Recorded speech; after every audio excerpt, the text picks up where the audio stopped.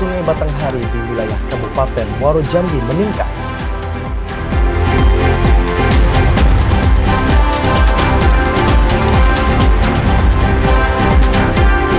Laka lantas kembali terjadi di Jalan Lintas Timur Jambi Riau.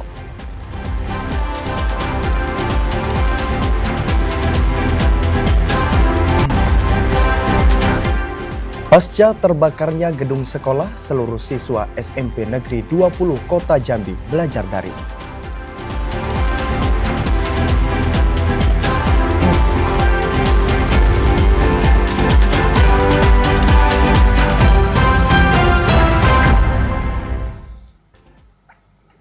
Assalamualaikum warahmatullahi wabarakatuh. Selamat sore saudara. Senang sekali kami dapat kembali menyapa Anda dalam Jambi hari ini, edisi Jumat 12 September 2025. Selain 3 berita utama tadi, tim redaksi kami juga telah menyiapkan sejumlah informasi penting dan menarik lainnya untuk Anda. Bersama saya Yogi Aprilianto. Dan saya Chandrika Divani, inilah Jambi hari ini selengkapnya.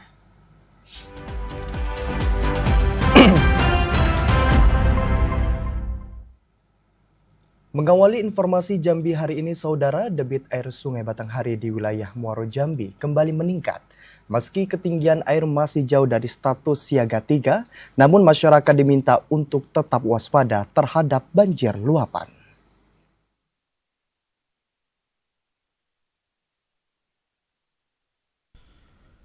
Debit air Sungai Batanghari di wilayah Kabupaten Muaro Jambi mengalami peningkatan.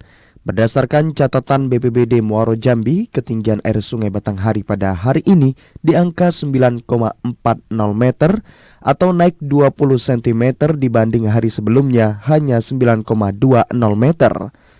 Kasih Kedaruratan dan Logistik BPBD Muaro Jambi Anari Hasi Holland Sitorus mengatakan, peningkatan debit air dipengaruhi kiriman air dari hulu Sungai Batanghari. Selain menyiagakan petugas, langkah kewaspadaan terhadap bencana banjir kiriman juga dilakukan BPBD Muaro Jambi dengan berkoordinasi dengan BPBD Batanghari dan Tebo.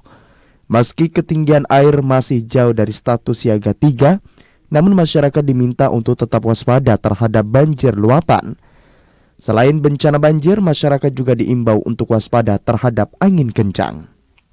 Patroli lapangan daerah rawan kautlah maupun banjir untuk memberikan informasi tentang peralihan cuaca seperti ini sehingga masyarakat dapat mengedukasi dan langsung memberikan pelaksanaan kegiatan yang bagaimana pelaksanaan ketika terjadinya hujan dengan disertai angin kencang, daerah-daerah mana yang harus diawasi dan daerah mana untuk berlindung.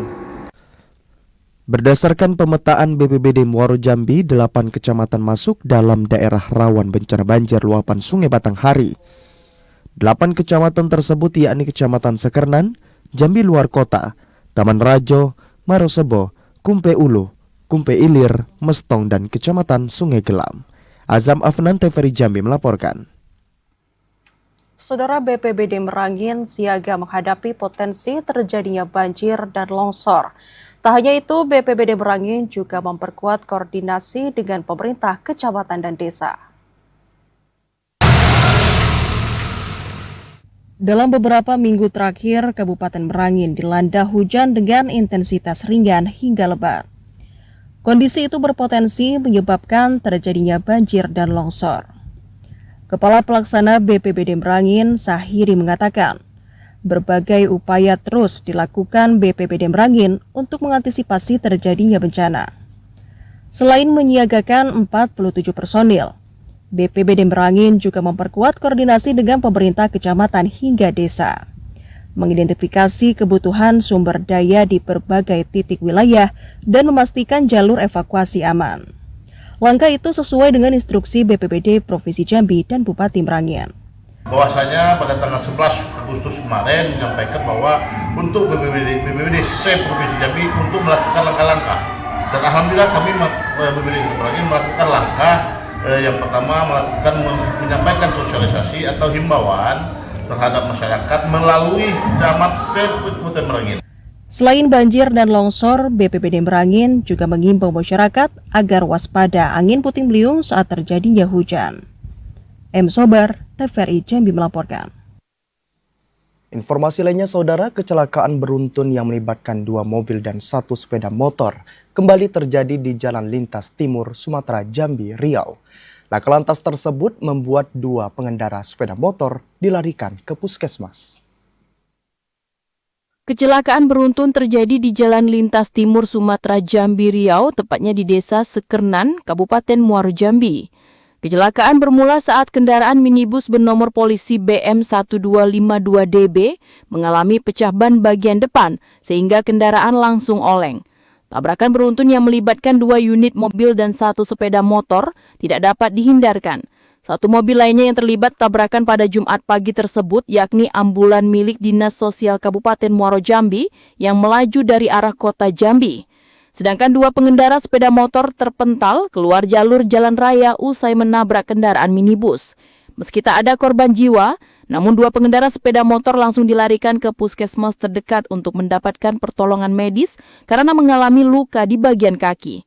Kronologis berawal dari Innova itu bersenggolan dengan mobil ambulan, kemudian Innova pecah ban, kemudian menabrak Terios.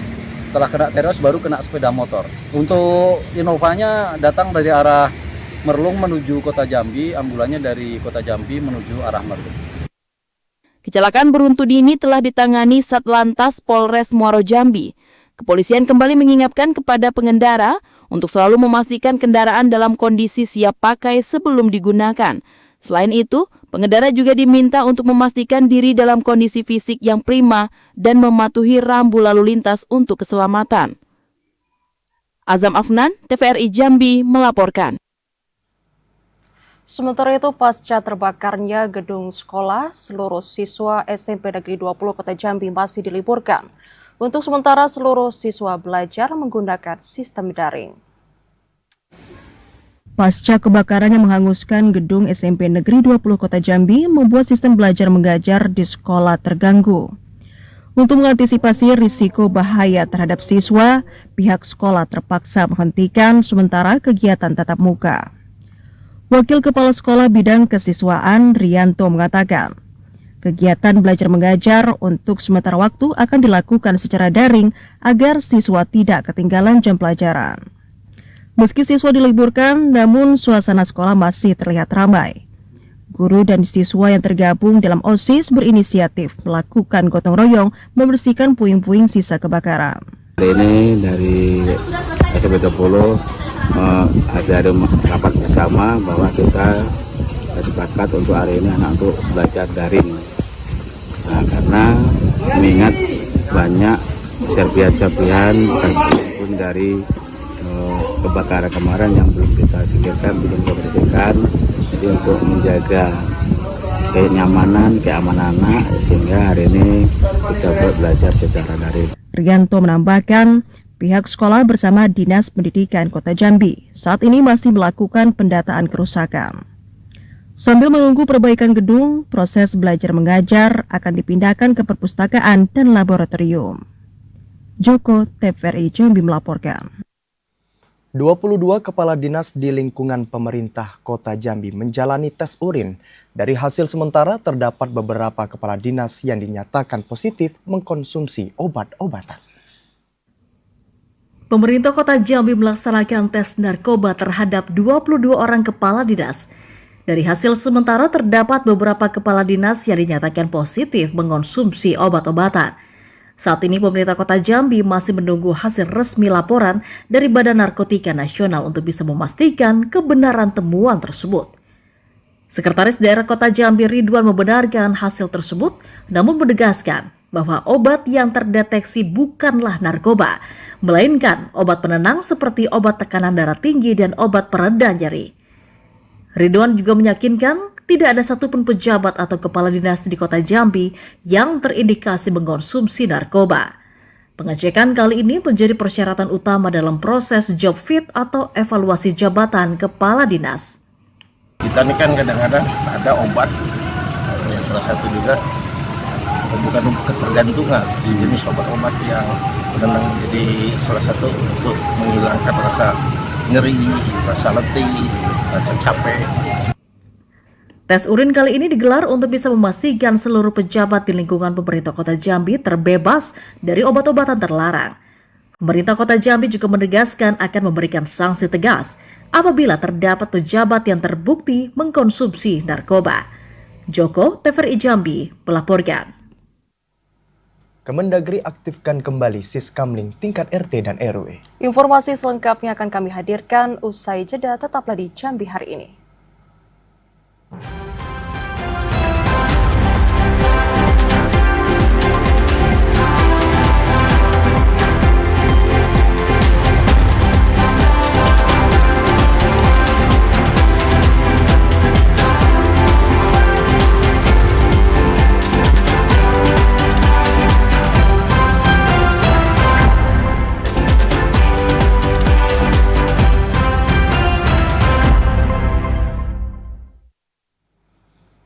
Anda masih di Jambi hari ini. Saudara, Kementerian Dalam Negeri mengajak warga untuk mengaktifkan kembali pos keamanan dan lingkungan Poskamling. Pengaktifan kembali Poskamling bertujuan untuk memberikan rasa aman kepada masyarakat. Kepala Badan Strategi Kebijakan Dalam Negeri, Yusharto Hunto Yugo meninjau pos ronda di RT 17 Kelurahan Tehok, Kecamatan Jambi Selatan, Kota Jambi. Yusharto Hunto Yugo mengatakan peninjauan ini dilakukan untuk menindaklanjuti surat edaran Kementerian Dalam Negeri untuk pengaktifan kembali pos ronda dan Siskamling di tingkat RT dan RW. Kehadiran Siskamling merupakan bentuk kewaspadaan dini masyarakat untuk mencegah berbagai tindak kriminalitas. Tak hanya itu, Poskamling juga dapat menjadi wadah kebersamaan antar warga. Diharapkan sistem keamanan lingkungan ini dijalankan oleh masyarakat, terutama yang sudah ditunjuk sebagai anggota regu sistem keamanan lingkungan di setiap RT. Jumlahnya paling banyak sekitar 33 ya per RT dan dapat bertugas sesuai dengan giliran yang ditetapkan oleh Kemendan Regu Sistem Keamanan Lingkungan. Harapannya dengan adanya sistem keamanan lingkungan yang aktif, masyarakat dapat beraktivitas secara normal, yaitu pedagang dapat melaksanakan aktivitas jual belinya, petani dapat melaksanakan kegiatan bertaninya, begitu juga Bapak dan Ibu yang bergerak di sektor yang lain bisa secara aman melaksanakan kegiatan sehari-hari. Jambi Selatan terdiri dari 150 RT yang mana terdiri dari 5 kelurahan. Itu Kelurahan Teho, Kelurahan Wijayapura, Kelurahan Pasir Putih, Kelurahan Pakon Baru, dan Kelurahan Tambak Sari. Dan sistem Siskamling kami di Kecamatan Jambi Selatan berkesinambungan, yaitu saling berkoneksi antar kelurahan. Nah, di mana melalui ketua forum kelurahan tersebut kami berkolaborasi dengan RT di lingkungan masing-masing. Dengan dihidupkannya kembali pos ronda dan Siskamling, masyarakat diharapkan dapat lebih tenang dan nyaman dalam beraktivitas sehari-hari. Kekompakan dan partisipasi warga menjadi kunci utama terwujudnya keamanan dan ketertiban di lingkungan. Asar TVRI Jambi melaporkan. Kanwil Kementerian Agama Provinsi Jambi membentuk tim transisi daerah untuk memisahkan kewenangan haji ke kantor wilayah Kementerian Haji dan Umrah. Berdasarkan ketentuan pemecahan kementerian, tugas Kementerian Agama terkait haji dan umroh secara otomatis berakhir. Menindaklanjuti pembentukan Kementerian Haji dan Umroh, kantor wilayah Kementerian Agama Provinsi Jambi telah membentuk tim transisi daerah. Kepala Kanwil Kemenak Provinsi Jambi Mahbub Daryanto mengatakan, tim transisi ini bertugas untuk memisahkan kewenangan antara kantor wilayah Kementerian Agama dengan kantor wilayah Kementerian Haji dan Umroh. Berdasarkan ketentuan pemecahan kementerian, tugas Kementerian Agama terkait haji baik di pusat maupun di daerah secara otomatis telah berakhir. Meski demikian, Mahbub menjamin perubahan kementerian ini tidak berpengaruh atau mengganggu proses penyelenggaraan haji, mulai dari tahap pendaftaran hingga setoran haji. Mahbub meminta masyarakat untuk bersabar dan menunggu proses transisi ini diselesaikan dengan baik sehingga tidak menimbulkan kerancuan. Percepatan transisi kewenangan terkait haji juga dilakukan Kementerian Agama Republik Indonesia dengan melibatkan pemerintah daerah baik provinsi maupun kabupaten kota. Jadi sampai hari ini belum ada kebijakan, jadi kalau pendaftaran haji seperti biasa saja, mendaftar karena by system ya. Jadi tidak ada kendala dan proses pelaksanaan haji juga sudah berjalan karena memang kan ada BP haji nih. Dimana hanya BP-nya mungkin naik menjadi kementerian dengan menunggu keputusan sesuai dengan amanah undang-undang. Jadi kami mohon bersabar, jadi tidak ada transisi ini insya Allah akan berjalan baik dan lancar dan insya Allah sesuai dengan harapan arahan dari Bapak Presiden. Nantinya kantor wilayah Kementerian Agama dengan kantor wilayah Kementerian Haji dan Umroh di daerah akan terpisah dengan memanfaatkan aset bangunan asrama haji yang dijadikan kantor wilayah Kementerian Haji dan Umroh. Randy Arta, TVRI Jambi melaporkan. Saudara Direktorat Lalu Lintas Polda Jambi resmi menerapkan tilang berbasis elektronik atau Electronic Traffic Law Enforcement dan langkah itu dilakukan untuk menekan angka pelanggaran lalu lintas di Kota Jambi. Setelah melakukan sosialisasi kepada para pengguna jalan, Ditlantas Polda Jambi mulai memberlakukan penindakan bagi pengendara yang terjaring pelanggaran melalui kamera LT. Ditlantas Polda Jambi Kombes Pol Adi Beni Cahyono mengatakan, saat ini sudah terpasang 16 titik kamera pengawas di berbagai persimpangan utama Kota Jambi. Di antaranya Simpang Bank Indonesia Tlanepura, Simpang Jelutung, Simpang Talang Banjar, Simpang Sukarejo, Simpang Pal 10, Simpang Bata, Simpang Adipura, Simpang Bank Mandiri, Simpang Puncak, Simpang Tugu Juang, dan Simpang Pulai. Bagi pengendara yang melakukan pelanggaran, kamera CCTV otomatis merekam dan mengidentifikasi nomor polisi kendaraan. Petugas akan mengirim surat tilang ke alamat pemilik kendaraan sesuai data registrasi. Penerapannya untuk kamera CCTV, kamera CCTV monitor itu membantu pelaksanaan kamera etle itu di 9 titik. Kemudian ada juga 3 titik untuk kamera analitik. Analitik ini yang membantu tugas menghitung jumlah kendaraan yang melalui jalan yang dimaksud. Kemudian untuk kamera etle sendiri beroperasi selama 24 jam setiap harinya. Kombes Pol Adi Beni Cahyono berharap penerapan tilang elektronik dapat membangun kesadaran tertib berlalu lintas dan mengurangi jumlah kecelakaan di jalan raya. Asar, TVRI Jambi melaporkan. Petani Desa Aro, Kabupaten Batanghari mulai melakukan penanaman jagung perdana. Penanaman di lahan 1,2 hektar dalam rangka mendukung ketahanan pangan. Petani Desa Aro, Kecamatan Muara Bulian, Kabupaten Batanghari melaksanakan penanaman jagung di lahan 1,2 hektar. Penanaman jagung perdana ini dilakukan dalam rangka mewujudkan program ketahanan pangan yang dicanangkan pemerintah pusat. Kepala Desa Aro, Rusli, mengatakan proses penanaman dilakukan dengan menggunakan alat penanaman benih corn seeder. 15 kg benih jagung ditabur di lahan pertanian milik petani. Selama proses penanaman, petani didampingi petugas PPL. Pendampingan diberikan agar petani memahami sistem kerja tanam yang tepat, sehingga dapat menghasilkan jagung dengan kualitas terbaik. Khususnya ketahanan pangan untuk Desa Aro itu lebih kurang 1,2 hektar. Menjalankan program tekanan misi yang diberikan untuk Presiden Prabowo. Upaya penanaman jagung ini merupakan wujud dukungan pemerintah Desa Aro dalam mendukung percepatan program ketahanan pangan. Tak hanya itu, penanaman jagung ini juga diharapkan mampu meningkatkan perekonomian petani dan warga Desa Aro melalui sektor pertanian. Ade Juniawan, TVRI Jambi melaporkan. Sementara itu, harga daging ayam di pasar tradisional Handil, Kota Jambi mencapai Rp40.000 per kilogram. Kenaikan harga daging ayam ini dikeluhkan masyarakat, terutama warung makan. Harga daging ayam di pasar tradisional Handil Kota Jambi mengalami kenaikan. Saat ini harga daging ayam mencapai Rp40.000 per kilogram dari harga normal hanya Rp30.000 per kilogram. Tingginya harga daging ayam ini dipicu kurangnya pasokan. Salah seorang pedagang ayam, Marni, mengatakan kenaikan harga daging ayam ini sangat berpengaruh terhadap tingkat penjualan. Pada hari biasanya, pedagang mampu menjual daging ayam hingga 100 kg, namun saat ini pedagang hanya mampu menjual daging ayam sekitar 30 hingga 50 kg per hari. Tak hanya masyarakat, kenaikan harga daging ayam juga dikeluhkan para pemilik rumah makan. Kenaikan harga daging ayam ini membuat pemilik rumah makan terpaksa memperkecil ukuran daging ayam. Itu naik dari sebelumnya? Kemarin masih 38, hari ini naik lagi modalnya. 40 ya?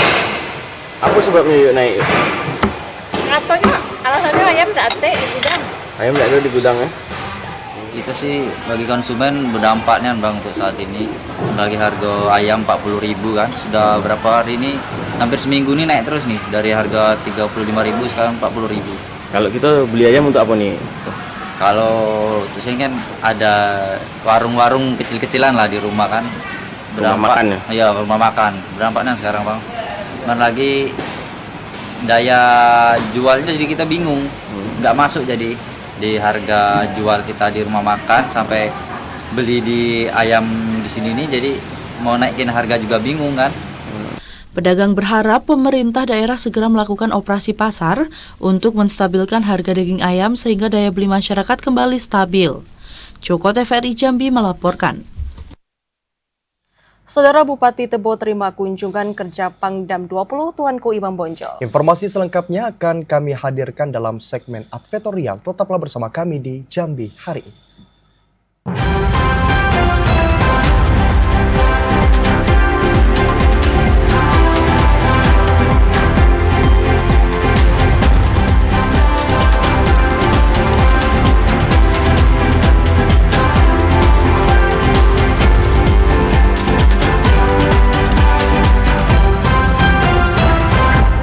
Anda masih bersama kami di Jambi hari ini. Saudara Bupati Tebo Agus Rubianto menerima kunjungan Panglima Komando Daerah Militer 20 Tuanku Imam Bonjol, Majen TNI Arief Gajah Mada. Kunjungan kerja Pangdam ini dalam rangka mempererat sinergi antara TNI dan pemerintah daerah.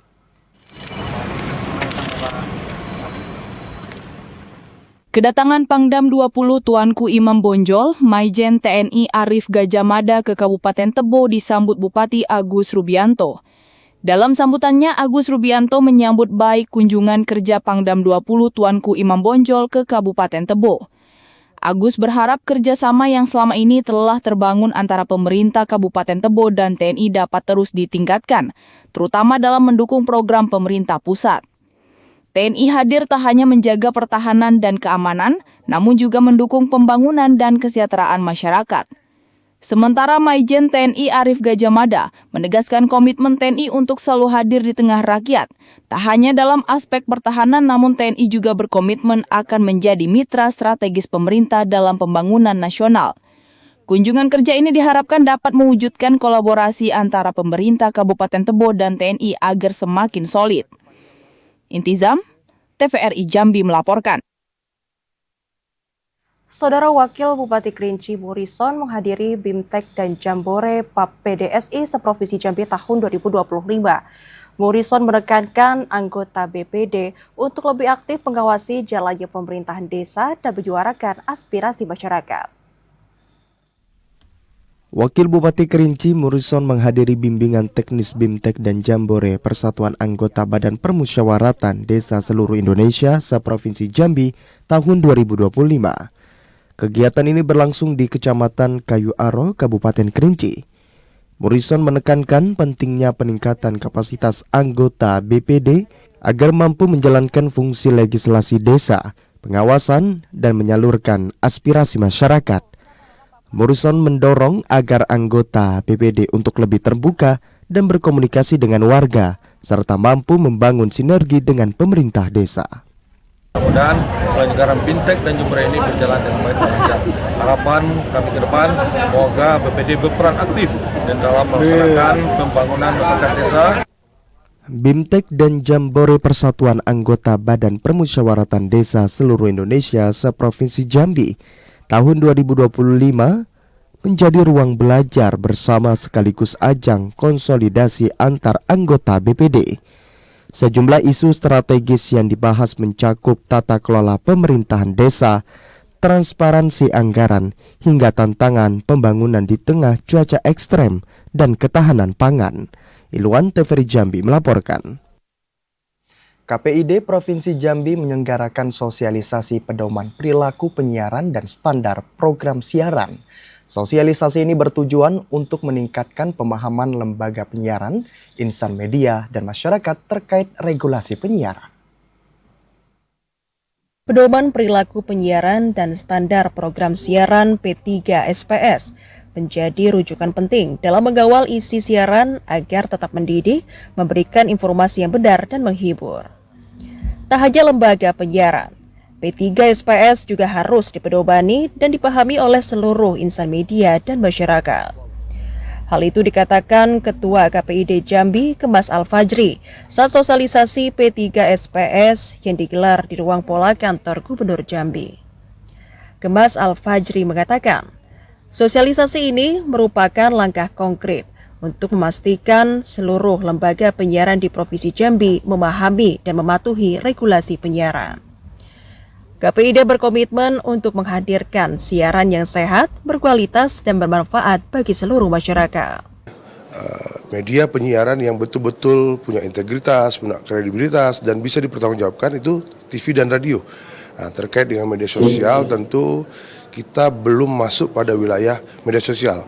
Karena aturan yang ada di Undang-Undang Nomor 32 Tahun 2000 itu belum masuk pada wilayah pengawasan media sosial. Sehingga kita berharap dan hari ini kita juga mengundang teman-teman influencer dari media sosial untuk memberikan pemahaman terkait dengan batasan-batasan apa saja yang diperkenankan dalam aturan yang ada itu dapat ditaati. Ketua DPRD Provinsi Jambi, Hafiz Fatah, mengatakan Dewan siap mendukung langkah KPID Provinsi Jambi dalam mengawasi penyiaran agar sesuai dengan kepentingan masyarakat dan pembangunan daerah. KPID memegang peranan penting untuk memastikan seluruh tayangan dan informasi yang ditayangkan lembaga penyiaran memiliki nilai edukasi kepada masyarakat.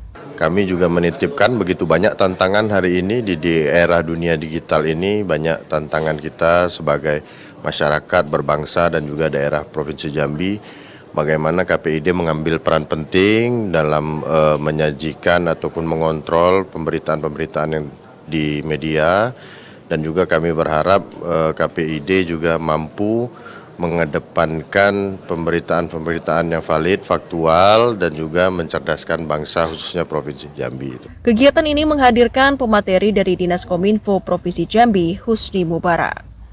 Dalam materinya, Husni Mubarak sangat mendukung literasi media dan penguatan regulasi penyiaran di daerah sebagai bagian dari upaya menciptakan ekosistem informasi yang sehat di Provinsi Jambi. Alza, Iwan, TVRI Jambi melaporkan. Komisi Penyiaran Indonesia terus mengupayakan penguatan partisipasi masyarakat dalam menjaga dan mendorong kualitas siaran televisi dan radio agar edukatif, informatif, dan inspiratif. Literasi media menjadi salah satu bentuk kontrol diri dalam menghadapi derasnya arus informasi. Di tengah tsunami informasi di media sosial yang rentan akan berita bohong dan misinformasi, kurangnya edukasi hingga rendahnya kemampuan mengenai literasi media membuat masyarakat kerap menerima informasi yang menyesatkan. Kepala Bidang Penyiaran Isi Siaran Komisi Penyiaran Indonesia, Tulus Santoso mengatakan, literasi media menjadi salah satu bentuk kontrol diri dalam menghadapi derasnya arus informasi dari berbagai platform media yang tak hanya dari televisi dan radio, namun juga media digital lainnya. KPI akan terus mengupayakan penguatan partisipasi masyarakat dalam menjaga dan mendorong kualitas siaran televisi dan radio agar edukatif, informatif, dan inspiratif.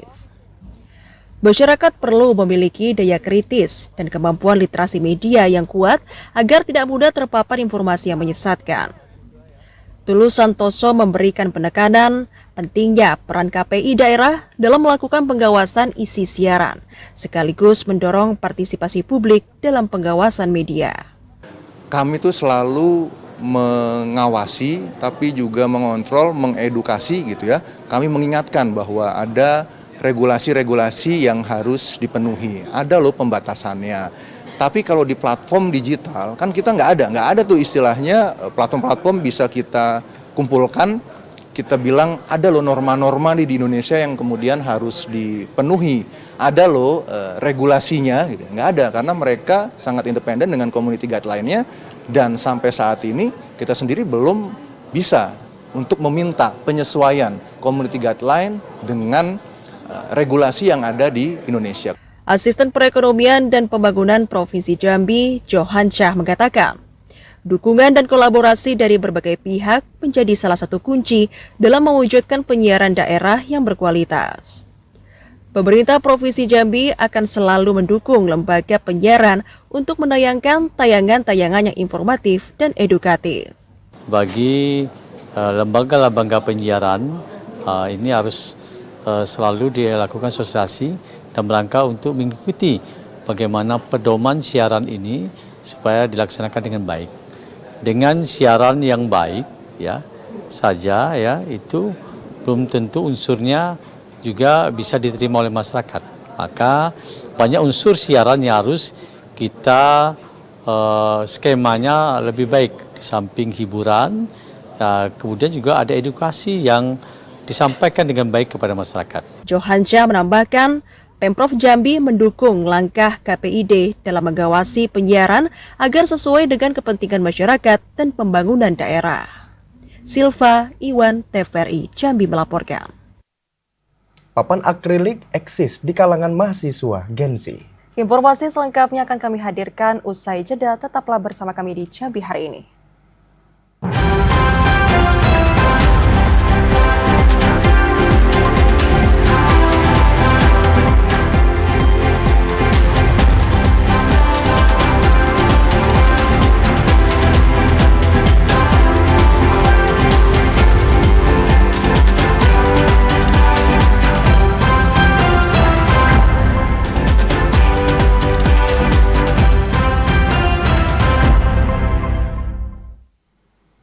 Anda masih bersama kami di Jambi hari ini. Saudara Direktorat Jenderal Pembendaharaan Provinsi Jambi menggelar sosialisasi peningkatan kapasitas para pelaku UMKM. Sosialisasi ini sebagai komitmen DJPB Provinsi Jambi dalam pemberdayaan UMKM. Pemberdayaan usaha mikro, kecil, dan menengah UMKM di Provinsi Jambi kembali mendapat perhatian serius dari Kantor Wilayah Direktorat Jenderal Perbendaharaan DJPB Provinsi Jambi. Sebagai bentuk kepedulian, Kanwil DJPB Provinsi Jambi menggelar sosialisasi pemberdayaan UMKM. Kegiatan yang mengusung tema pemberdayaan UMKM terkait responsif gender dan kewirausahaan digital ini diikuti 64 pelaku UMKM.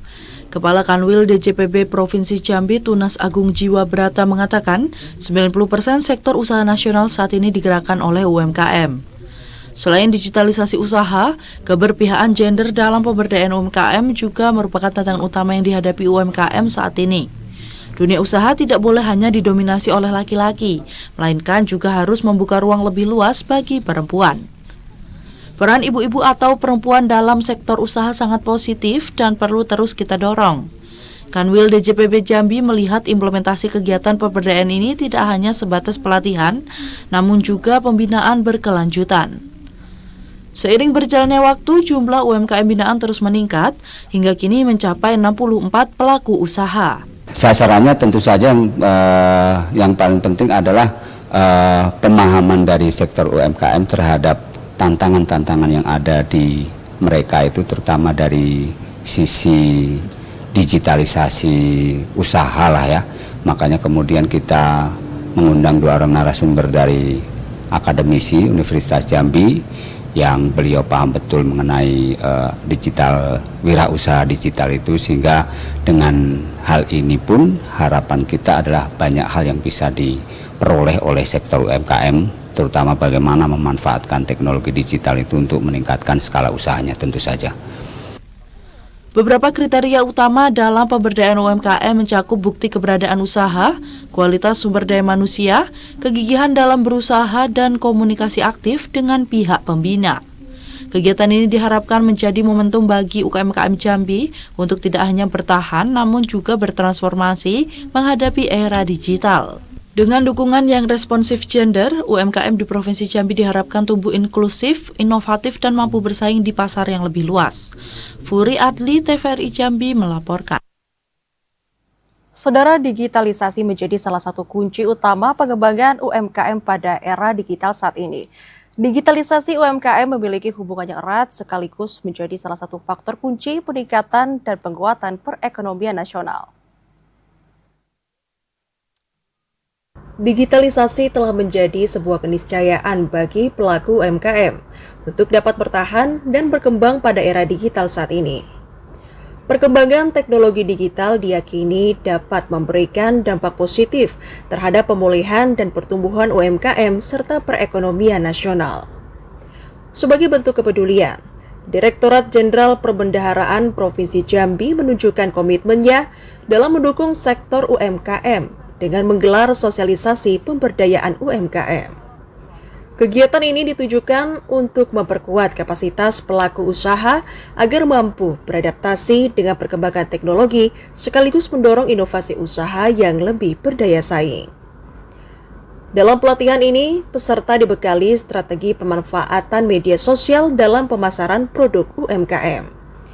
Materi yang diberikan meliputi cara membuat akun bisnis profesional, menyusun konten marketing, menjaga konsistensi posting baik harian maupun mingguan, dan melakukan interaksi aktif dengan pelanggan melalui komentar dan pesan langsung. Pemilik Peach Gum Bunda Kansa Nyimas Amanda mengaku terbantu dengan adanya pelatihan ini. Selain menambah wawasan, pelatihan ini juga dapat menambahkan pemahaman bagi para pelaku UMKM tentang strategi pemasaran efektif di era digital. Harapan kami ya khususnya para UMKM Jambi bahwa sekarang pemerintah Jambi terima kasih udah sangat banyak mendukung ya, juga dengan Ditjen Kanwil Kementerian Keuangan, terima kasih banyak untuk kementerian di Kota Jambi, pemerintah Jambi khususnya udah mendukung kami dan lebih banyak membuat pelatihan, terus mensosialisasikan apa-apa saja yang bisa UMKM lakukan untuk lebih melebarkan sayapnya dalam memasarkan produk. Selain kesenjangan literasi digital, para pelaku UMKM juga masih menghadapi beberapa tantangan, seperti akses internet yang terbatas dan ketersediaan modal. Aryo Adli, TVRI Jambi melaporkan. Papan akrilik kini menjadi tren di kalangan mahasiswa, khususnya generasi Z. Desainnya yang estetik membuat produk ini semakin populer. Tak hanya sebagai dekorasi, papan akrilik juga dapat dijadikan sebagai hadiah kekinian. Di kalangan mahasiswa, papan akrilik kini bukan sekedar tren sesaat. Papan akrilik banyak digunakan sebagai elemen dekoratif yang menampilkan kata-kata motivasi hingga pencapaian pribadi. Momen wisuda, ulang tahun atau hari spesial lainnya menjadi waktu yang tepat untuk memberikan papan akrilik sebagai hadiah yang unik dan berkesan. Tak hanya sebagai konsumen, mahasiswa juga mulai melihat tren ini sebagai peluang usaha kreatif. Dengan memanfaatkan media sosial, produk-produk papan akrilik semakin dikenal dan diminati. Fenomena ini menunjukkan bagaimana Gen Z memadukan kreativitas dan teknologi dalam kehidupan sehari-hari. Papan akrilik pun menjadi simbol ekspresi diri sekaligus bukti nyata semangat kewirausahaan di kalangan mahasiswa. Kalau yang ini dari kawan, kalau ini kami cari sendiri dari TikTok sih. Biar menarik aja sih kalau misalnya foto, biar ada kenang-kenangannya juga. Apalagi kalau yang ini kan ada free gift-nya kan, dapat akrilik mini gitu. Usaha papan akrilik menjadi bukti bahwa mahasiswa mampu menciptakan peluang ekonomi dari tren yang ada. Sebuah langkah sederhana yang berdampak nyata bagi pertumbuhan UMKM di lingkungan kampus. Rizka, TVRI Jambi melaporkan. Informasi tadi sekaligus menutup perjumpaan kita di Jambi hari ini. Terima kasih atas perhatian dan kebersamaan Anda. Saya Yogi Aprilianto. Dan saya Chandrika Divani bersama kerabat kerja yang bertugas pamit undur diri. Wassalamualaikum warahmatullahi wabarakatuh dan sampai jumpa.